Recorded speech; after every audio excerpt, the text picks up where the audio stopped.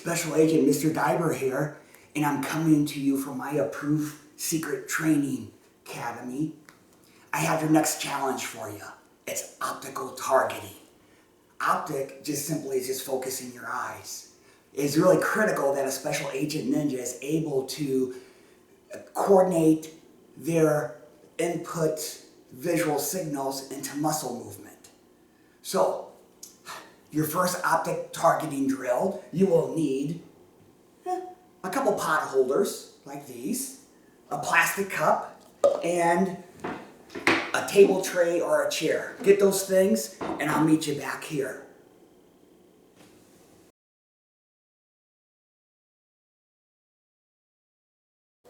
Okay, students, I have my target set up. The plastic cup on top of the tray table. I'm using the couch as a backstop.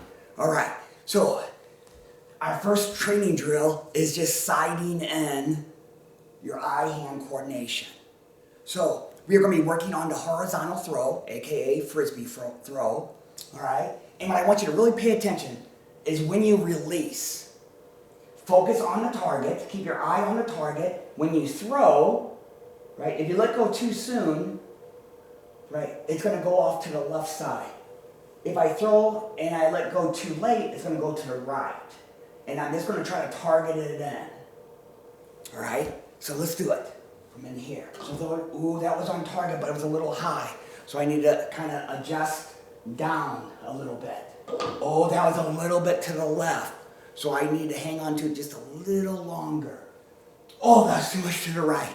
Okay, so I got to make all my micro adjustments, and you got to really concentrate on the target and pay attention to the timing of the release to improve that coordination between your eyes, your visual signal, and your actual throw. Again, that one I hung on too long. It went to a little bit to the right. Oh, that was just kind of caught and up in an updraft there. Okay. Oh, too much to the right. Why not? Oh, yeah, right on target. And then, well, I want you to practice that several more times. Reset it, go through it, go and pause the tape at this time, and really practice it. That's the only way to really develop your eye-hand coordination, the signal between your eye, and the timing of your release.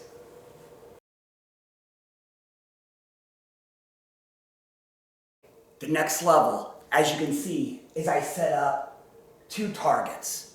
And again, it doesn't have to be table trays. It could be a chair or a stack of boxes or what have you. You could even probably just sit it on the seat of the couch. Okay, you can decide. Anyway, so what I want to do is similar to the last drill. So once you kind of have your hand-eye coordination, the timing of your release sighted in, what I want you to do is work on the 2 target drill. Notice one is much closer, one's farther away. So my goal is to be able to adjust my vision, right, to the closer object, back to the far object, back to the closer object. So every other throw, I'm going to change, and I'm going to try to quickly adjust my vision. And then likewise, the same things, I'm going to try to adjust my timing of my release. So I'm going to focus really hard on the target I'm throwing at. Okay, and then I'm going to kind of remember how I need to make the adjustment. I'm going to go to the next target and just back and forth, back and forth. Okay, let's do a round together here. Okay, so I'm going to focus on the closer object first. I'm going to spin, oh, a little bit off there. Oh, a little bit to the right. Oh, still a little bit low, so I need to kind of adjust. Not only do I need to adjust like right to left, but just high and low. But if you're throwing horizontal, that should be just a little bit of adjustment and not the main focus. But you may have to make some adjustments there. Okay, forward one. Oh, that was just too high there too. Oh, that was pretty good on target. Okay. Oh, a little bit too much. Okay. Oh, yeah. Oh. Looks like I need a lot of practice. So if I need practice, you probably do too. So again, I want you to set up the 2 targets. Remember, the goal is just like the first drill. Focus really hard on the target you're aiming at, right? Throw one and then quickly adjust to the other one. And ideally, right, your goal is to try to get really quick with being able to change and adjust. And we'll see you with the next lesson. The next progression in your training for your optic targeting is to set up multiple targets at just different ranges, different distances from you. And this is really one of my favorite drills. But if you don't do the training drills, the first and the second one, you won't be as successful with this set. Meaning that, well, with multiple targets, I can just throw, and a lot of times I will accidentally hit a target that I wasn't aiming at. So I want you to make mental note of that, right, from like the first drills to make adjustments. Because when you knock, several of them down and there's just a few left, okay, well, you want to be skilled and not just, by accident. Okay, that's where the skill comes in. So here, let's see how I can do here. All right, so I'm gonna aim, target. Oh, got one. Oh, got it. All right, let's see. Oh, yeah, okay. I'll go to the next level. Oh, a little bit off. Oh, my goodness gracious. Oh, yeah, that was just accidental. Got that one. Oh, 2 and 1. I wasn't really planning that, to be honest with you. But you get the idea. Hey, pause the video, set this up, go through several rounds, and if you need to, go back to just a single targeting drill, because that will help better than anything else. And this may be more fun, but if you want to get skilled in your eye-hand coordination, the timing of your release, right, you got to do the work to improve. The next drill is just going to sharpen and fine-tune your optical targeting abilities. Grab 3 cereal boxes, set it up like this. Notice I kind of set it up as a goal. And now the goal of it is similar to the other drills. I'm going to focus on a negative space and try to throw the ninja star through the middle without knocking anything over. So again, I'm going to target. I'm going to adjust. Okay, that one. Oh, okay, that was pretty good.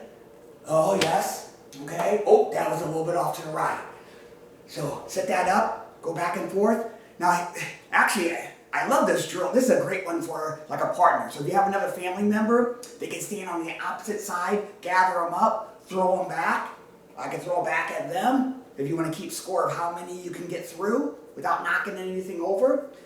It's actually a really fun drill and a great way to work on your optic targeting. I got a few other training drills that I want you to work on your optic targeting. Just like the duck and dodge drill that we do in normal classes. Get a family member, or maybe get your whole family to do the drill. It's normally a lot of fun. It's just work on your actually throwing at them and trying to target. They should be working on the ducking and dodging and evading. Likewise, back and forth. You can do it for running time. You can do it for points. You can do it just similar to what we do in class. Okay? So that's a great way. Now, I should also remind you that you should already know this, is that throwing an object is actually one of the most misunderstood and least used self-defense tactic.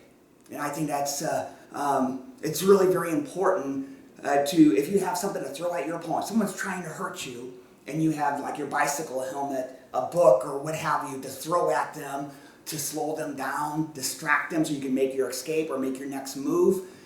Very, very important skill, I think, to have and to be skilled with that.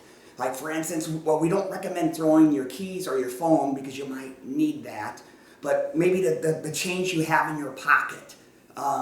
As I mentioned before, whatever you're carrying, okay, throw at them, slow them down.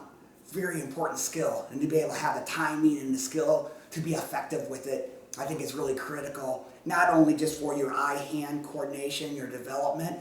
Now, you already know as well, is that your eye-hand coordination is just not needed when throwing. It's needed with all skills as far as like blocking, deflecting, striking, etc.